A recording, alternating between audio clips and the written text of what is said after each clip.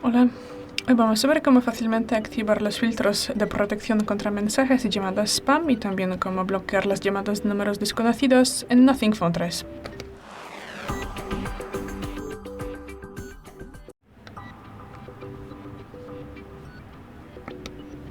Para esto abrimos la aplicación de contactos, teléfono y luego desde cualquier pestaña pulsamos aquí estos tres puntos en la esquina derecha y entramos en ajustes.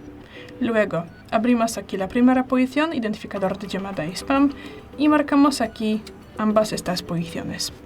Tras eso salimos y entramos aquí en números bloqueados y marcamos aquí la primera para bloquear las llamadas de números desconocidos y ya es todo.